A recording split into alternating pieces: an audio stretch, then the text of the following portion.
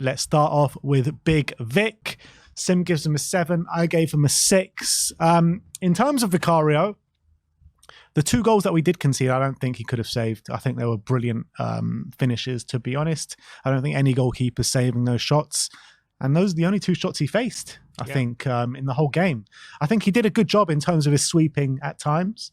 But yeah, it was a fairly quiet day for Vicario. Yeah, as you say, it was 2 shots on target for United, 2 goals. So, and those 2 goals he can do much with. I did think his handling from set pieces was really good. I thought there's a few times they swung in corners, he was coming to claim them, and free kicks as well.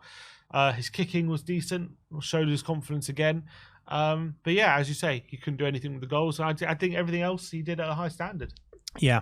Let's move on to Pedro Porro. 8s all round from us. I mean, in my opinion, with Pedro Porro, a bit of lapses in concentration early on with his defending. I thought he was being given a bit of a torrid time at times with his defensive play. But going forward, he was unplayable at times. He was knitting the play together. He was central to everything that Spurs were doing good going forward. And his set pieces yesterday were insane. Every single corner was on the money yesterday. It's just a shame that we didn't take more advantage of it. I know we got 1 from a corner, but we probably should have got a couple more. Yeah, and I actually think defensively in the second half he was much better as well. True. And actually did a really good job. But yeah, that's the only reason I didn't give him a 9. That first half an hour or so, he did struggle defensively. I have to say he really had his hand in both goals. Like, he should have been doing better, especially that second goal. He gets out-muscled by Rashford, allows Rashford to get ahead of him, and Rashford buries the finish. That was really disappointing. But I thought, other than that, on the ball, he showed why he's been getting so much praise by Spurs fans this season, because every delivery, all his passes are always on the money. He does it with such ability and such class. It's such a delight to watch. And when we're building out from the back and we're trying to play our way through Man United's press, he's just so effective at doing that because his passing is always on point. And when he fires passes into Richarlison with accuracy, really, really brilliant stuff. And as you said, the set pieces were on the money every time. So phenomenal performance, I felt, from Pedro Porro. Just a shame that maybe in that first bit of the game he struggled. Yeah, and he was with Christian Eriksen on the pitch. He was showing Christian Eriksen how to take a corner yesterday. But that's 7 assists now for Pedro Porro all season. And that is level with any defender from around Europe. The most assists from any defender around Europe, Pedro Porro. I think that's evident of his quality. And also I think dual success rate. I think he's one of the highest in the Premier League as well for fullback. So that goes to show both elements of his game how much they've improved. Yeah. Let's move on to the centre back, Cuti Romero. Sim gives him a 9. I gave him an 8. The only reason I didn't give him, I did think he was brilliant yesterday, Romero. I think he grew as the game was progressing, but I did feel like he was a bit rusty, maybe in the first 20 minutes, half an hour of the game. But once he put that aside, I thought he was absolutely brilliant. I thought for the first goal, he should have done more to stop Højlund, to be honest. But his passing out the back was just insane. There was one pass he passed in between like 3 Man United players. I can't remember. I think was it Bentancur or Højbjerg. I can't remember who he passed it to. You're talking about the pass for the second goal. Yeah.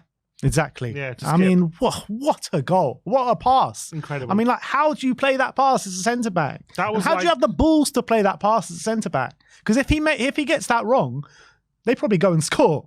I don't remember I can't think of too many centre-backs in the Premier League who put off that pass. Yeah. Honestly, it was exceptional. And it was a disguised pass as well. You think he's going just a simple pass out wide and he just quickly whips it into Ollie Skipper. Not only is it accurate, but it sets us up on the attack and we obviously go and score, and it led to a really great team move. And he's just so good at those passes. And he gives us so much confidence when he's at the back, like just able to glide past people. What I love about Romero is when there's a ball over the top and you're just thinking, a simple pass back to the keeper. He never does it. He doesn't like to do that. He always wants us to be on the front foot. He always looks at, can I play this ball forward? That's what he's looked at first. 9 times out of 10, centre-backs in a lot of those positions always just play the safety option, go back to the keeper. But Romero is not built like that. He's built in a different way. And his ability to play out the back is exceptional. Little passes into Porro as well to progress the ball forward. Was absolutely phenomenal. I actually think defensively, I agree with you. He had some struggles in the game. When you if you actually look back at the goal against Højlund, I feel a bit bad for him, but I don't know how I should feel about it because he has his hand behind his back, right? Because he doesn't want to give away a penalty because obviously he's been penalised how many times this season for handball, right? A few times. So that's something that he's clearly thought about. So Højlund's looking for the shot. He has his hand behind his back, and I think Højlund notices it. So he takes that extra touch to get away from it. All of a sudden, Romero is a bit off balance, and then he scores. So Fair. I don't know how to feel about it. Is it something that Ange should tell him, look, if it means you're going to be off balance, if you shouldn't have your hands behind your back because it's going to mean you're off balance. So you should risk giving away a handball. But then if he gives away a handball, what would we say? We would probably be saying, oh, another handball Romero's given away. So I kind of feel for him on that one. Second goal, I don't think it's completely his fault, but I just thought as the game went on, exceptional. Considering, he wasn't meant to even playing this game, and he's come back from injury again early. I thought he was nearly back to his best. And I had the captain's armband on as well throughout the game because obviously no Maddison, no Heung-min Son. And what was great, I don't know if you've seen it on social media. There's a great side-by-side comparison. They're comparing. I think when I can't remember what game it is, but we scored a goal where Son was captain and Son's like coming up to all the players and go like this, like after a goal, and then there was a clip of Romero coming up with all the players after we equalised, going like that. Was he? I didn't see that. It's brilliant. Oh, lovely. But let's move on to Mickey van der Ven, who made his first start in a Spurs shirt since that horrific injury that he did get against Chelsea. Sim gives him an 8. I gave him a 7. I don't think it was the Van der Ven that we've been used to seeing for the first part of the season, to be honest. There was definitely a bit of rust in there. I did think that he, again, a bit like Romero, progressed well as the game wore on, but there was one moment where he just got skinned alive, Mickey van der Ven, and I don't think I've seen him being skinned like that before. So I liked the performance from Van der Ven. It was great to see him back. I just don't think it was the Mickey that we have seen so far this season. There was definitely elements of rust in there. Yeah, it wasn't his best performance. I still think it was pretty good by and large. I actually think most of the time he was had Man United's attack pretty on lock. I thought by and large he was solid. I can't think of too many times. I know maybe on one occasion he struggled quite a bit and maybe struggled to contain Man United's pacey front line. You got to remember they got I think it was Højlund. I think burst past. Yeah, it was Højlund. Yeah. Look, Højlund's a strong, pacey guy, and that can happen if you're not on top of your game. That happened once, but I think by and large he was covering everything. He looked really, really solid. He didn't seem to have the confidence to kind of do those strides into midfield, which we've definitely seen from him. But I think by and large, in terms of defensively, in terms of his first game back after 3 months, still look pretty solid, and he's only going to get better. Absolutely. And I think as a starting point, for him to come back from such a long injury is very positive, in my opinion. But let's move on to Destiny. Udogie, 8 all round for Destiny. Really, really good display from Udogie yesterday, in my opinion. Defensively spot on. Don't think anything came down his side. Garnacho was pretty much anonymous because of the way Udogie locked him down. And going forward as well, I mean, he just always seemed to be an option when we were attacking, to be honest. And I really enjoyed that performance from Destiny yesterday. Yeah, I thought Udogie really, Garnacho really struggled to get anything out of him.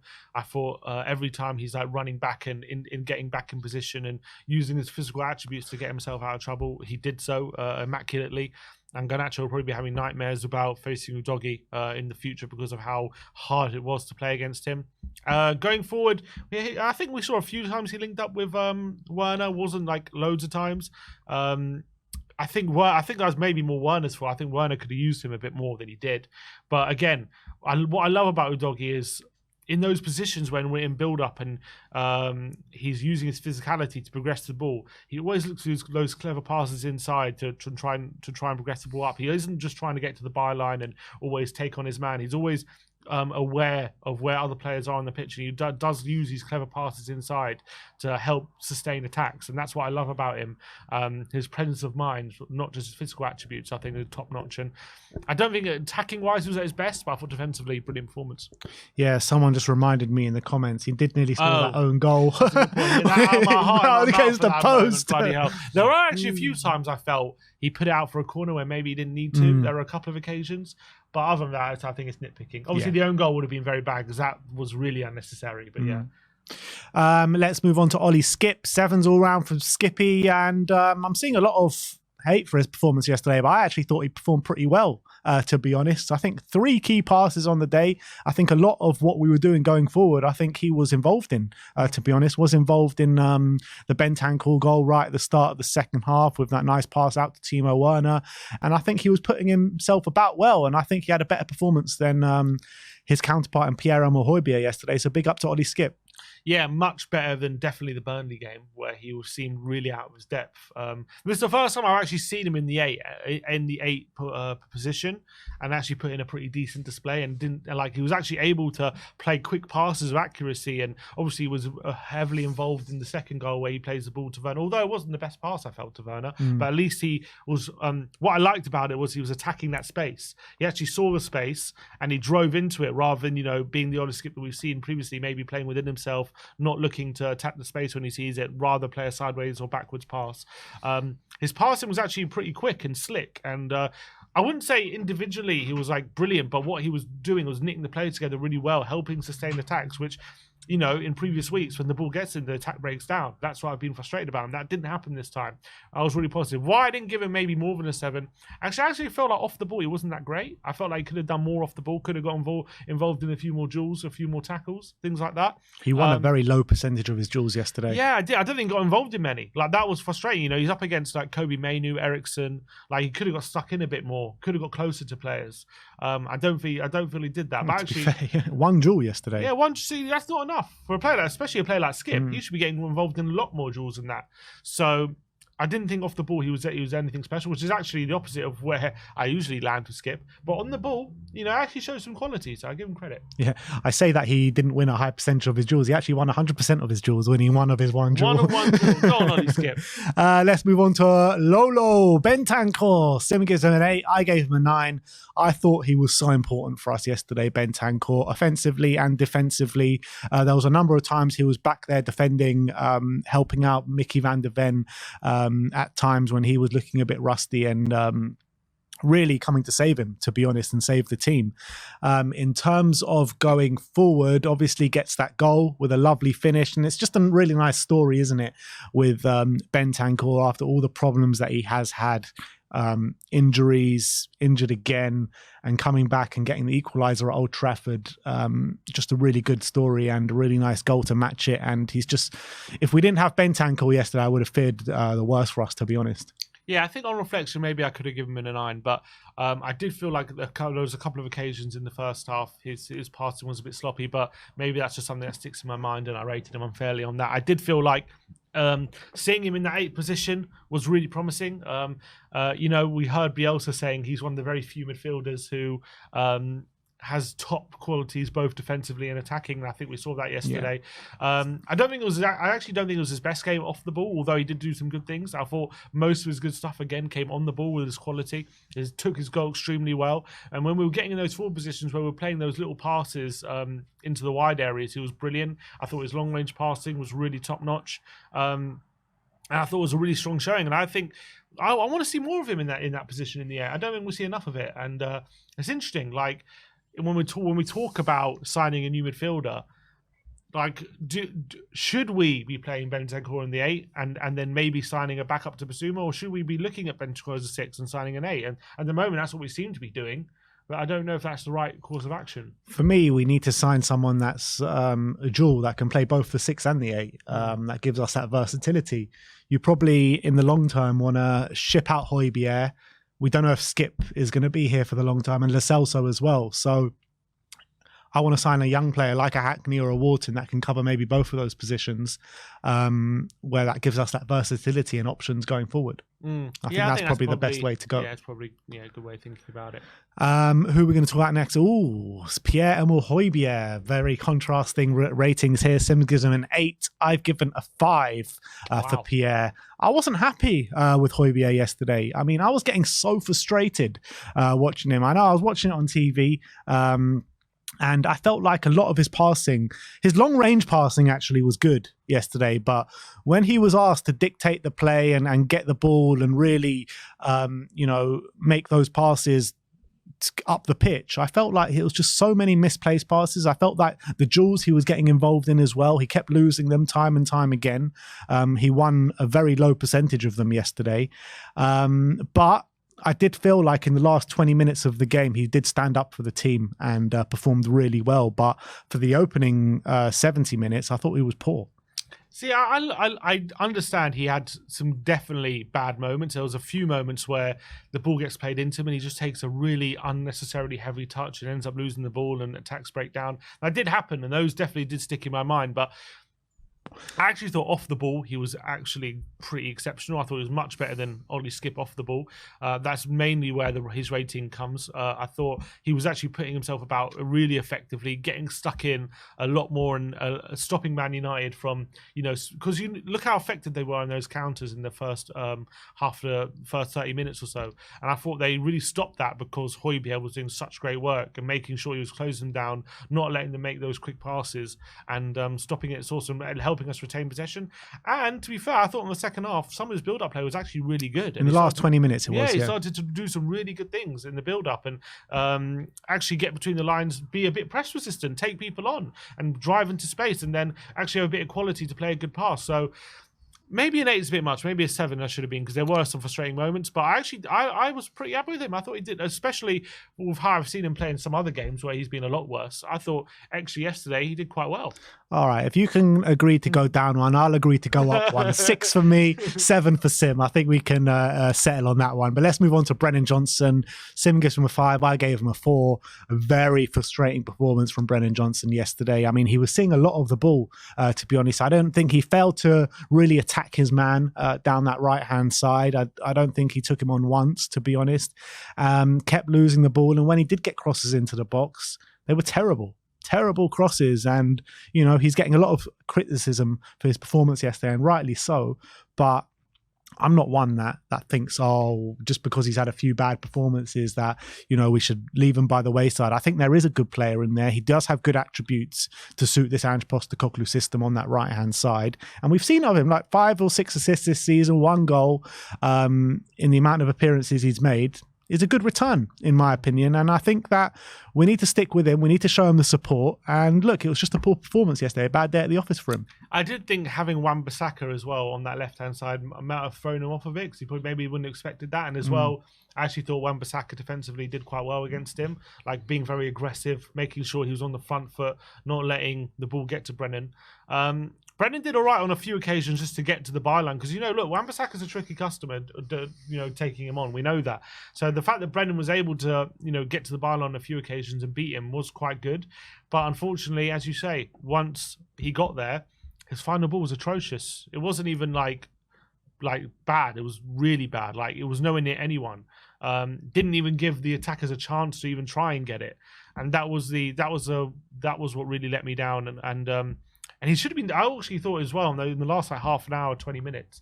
I know he took Werner off. Maybe he was lacking match practice, but I thought Brennan was the one who should have been taken off, because he was looking really leggy. He was looking really tired. It looked like he couldn't take on Wan-Bissaka anymore. Like he looked burnt out. Whereas Werner, I didn't feel like looked as burnt out as him. But look, Ange knows better than me what conditions the player is in, and he felt like Brennan should have stayed on. It really wasn't one of Brennan's finest games. And to be fair, his form of late hasn't been incredible, but look, there's still good things there, and we all know if he keeps getting to the byline, he can, and we know he can. We've seen it. He can have a good final ball. We've seen it already. How many times he set up Richarlison with his ability? So his little cutbacks. Yeah, he can do it. Just yesterday, he got it wrong every time. Unfortunately, yeah, he didn't even have one good pass. Yeah, I mean the stats read 5 dribble attempts yesterday, only 1 successful.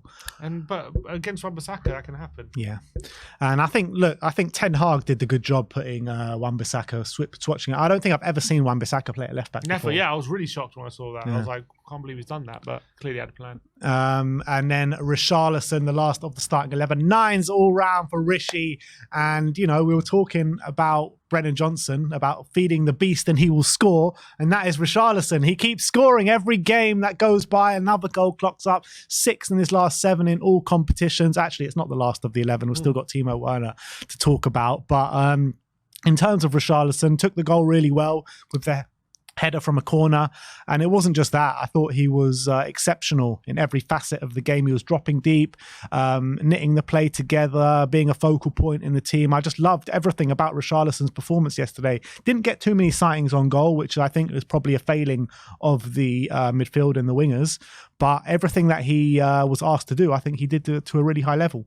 Yeah, and what as well, how he was pressing from the front, making a nuisance of himself. What I loved about him as well is obviously he's just getting himself about, winning corners, winning free kicks. These are things that are very valuable, especially for a striker. They go under the radar. People don't notice them, but for a striker, sometimes you can the game can pass you by. You can be anonymous, and if you're not scoring, you're not involved in the game. But yesterday, Rishi was putting himself about and getting us up the pitch, and as I say, like, he was winning free kicks in dangerous areas, winning corners. And what happened? We looked to threat from set pieces, so those things were really invaluable. Obviously, he got a goal from one of those set pieces. So I thought his hold-up play was in general really, really strong.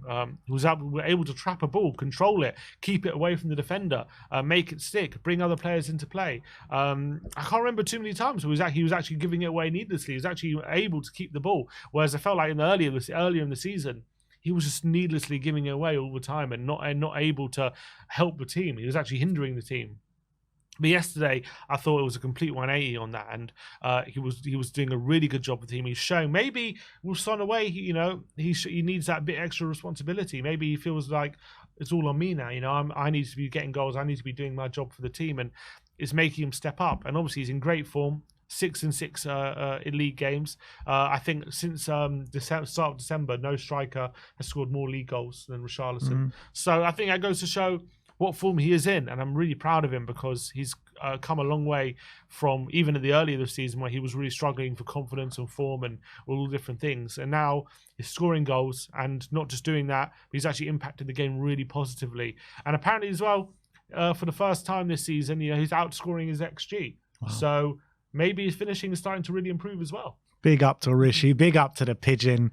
I've seen a lot of people on social media and a few people in the comments now saying that was his best performance in a Spurs shirt. Do you agree? Yeah, I can't think of a better one. I can't think of it. I mean, Newcastle, we got braced, but I don't think he played better in general than he did yesterday. Yeah. I think in his overall game, I've never seen it as good as it was yesterday. Well, that's the encouraging thing as well, because we keep saying Richarlison's playing well, and the performances are progressively getting better and better. So let's hope that's not the best and the best yet to come. And now the final one of the starting 11, Timo Werner on his debut. Sim gives him a 7. I gave him a 6. With Timo, I felt like he was getting in good positions, causing a threat to Manchester United quite consistently. But where he was let down was his finishing. Surprise, surprise, as everyone was trying to tell us when he signed for us. I think there were a couple of moments where, you have a Son there, you have maybe even a Decky there, you're looking at much higher quality. I just felt like I wanted a bit more from Timo Werner yesterday, but there were definitely encouraging signs, in my opinion, and obviously I want to keep persisting with him. I liked his energy on the pitch. I liked that he was always an option and always there, wasn't hiding or anything like that. And I think there's a lot more to come from Timo Werner, and I'm quite excited about this signing. Yeah, I thought the assist was really good. I like the way he quickly played it, cut inside, played a quick pass into Bentancur, and that gave us a really good option to go and score that equaliser. I actually thought he could have done a bit more of that. I thought a lot of the times he was getting into those positions and he wasted it a few times. Trying to get a cut back or get a shot on goal. Didn't really. He kind of went flat to deceive a lot. Obviously, his big moment came in that first half where Skip, which we didn't mention, played a beautiful pass out to him. Really great first-time ball. That was his big moment, wasn't it? One-on-one with Dalot. What can he do? And he kind of drive the shot wide, and that was frustrating. Other than that, I don't remember too many options he actually had to shoot. He had that one where he plays well over from like 30 yards.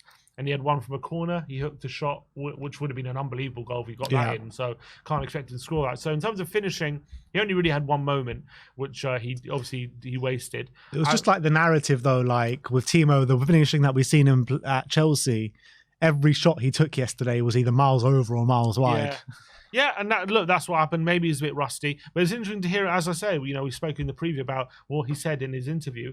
he said my role was to make runs and get assists. So that's the role I thought he played quite well yesterday in terms of that. Obviously, he did get an assist, and I thought his runs do cause trouble. They do open up spaces, and he's always an option, as you say. And I don't think he's the best kind of hugging the touchline kind of winger, but I think he can do a really good job for us. And I remember looking at the stats. We did a video while you were away, and like what he's going to bring to us. Not in terms of shooting and stuff, but in terms of his ball carrying ability, his dribbling ability, his ability in possession. I actually thought he brought that yesterday. I thought he was able to do that quite effectively. And you got to remember, it's his first game. He literally got off the plane a few days ago, and it's just like he's been training for like half the week, and he's got a start. He's lacking match practice because he's not played a lot this season. So you got to cut him some slack. But given all those caveats, I thought he still did quite well for a debut. So got an assist. I thought he was decent. Yeah, and I do think like if he can get his finishing on point for the Man City game, he's going to be such an important asset in that game with his pace in behind. Do you reckon he can negate maybe what Son has brought us in so many times in that game? Potentially, I think in terms of that threat in behind, 100%. And also another thing to note to say about Werner is he was playing without any creative players near him. No one who's going to play his runs. The only time Skip got him once, but there was a number of times that I remember he was in, or he was in good position, and he wasn't found. They didn't look at it. They didn't find him. So maybe you get a little creative player, and they're going to love his runs. They're going to love picking him out. I promise you. Let's move on to the substitute. The only sub that we're going to rate is Bryan Hill. 6s all round. He came on in the last stages of the game. He was actually getting in all right positions, but again, poor quality on the delivery, to be honest, and nothing much came from his tireless running. Yeah, I think he had one moment, or I can remember rightly, he got to the byline, cut it back, was just behind Richarlison, nearly found Brennan, but it was just cut out. Other than that, wasn't really able again to impact the game. I actually thought in build-up, when he came on, he was quite good. He was playing some good one-touch stuff with players around him. But again, as we keep saying with Hill, he looks pretty, but as soon as he gets to the moment where he has to provide a bit of quality, a good shot or a good cross, just found wanting, and it happened again yesterday. And finally, big Ange Postecoglou. Sim gives him an 8. I gave him a 7. Obviously, we didn't win the game. If we did win the game, I would have given him an 8 or 9, but we didn't. But I don't think it was any fault to his own. I think he dealt with all the situations, all the problems that came our way this week to a really high level. A lot of players going down with sickness midweek. A lot of people not training. Timo Werner just coming in straight off the plane. Mickey van der Ven and Coutinho Romero playing their first game back from injuries. Romero hardly training. Van der Ven playing his first game since that Chelsea game ages ago. So I think he had a lot of problems to contend with this game, Ange Postecoglou. We did get out of there with a draw. I was a bit disappointed that we didn't win the game because I thought with the amount of possession and time we had on the ball that we could have gone on and win that game if we just showed a bit more of creative intent. But with the players that we had on the pitch, it was very hard to do so. So I think Ange did really well with what was available to him yesterday. Yeah, I think so. Considering our midfield three and our front three, to get the performance out of him that he did, I thought was pretty impressive. And I thought we played some really lovely football at times, some really good build-up play at times, and we still stuck to our principles. And even though we had by far an ideal lineup on the pitch, we were still playing much better football than the opposition. We still outplayed them, and yes, we lacked chances, maybe real quality chances created because of that lack of creativity, because they weren't available. But credit to Ange for getting that kind of performance out of the team that he had available. And we were going right to the end. Yes, we were running on fumes at the end, but everyone was battening down the hatches and fighting for that point at the end of the game. And I felt like he was hamstrung by who he had available to him, but I thought he did as good a job as he could. And if it was a different day, we could have won that game. I think we deserved to win the game. And I think Ange is a big part of that, so I give him a lot of credit. All right, well, that is the player ratings from the 2-2 draw at Old Trafford yesterday.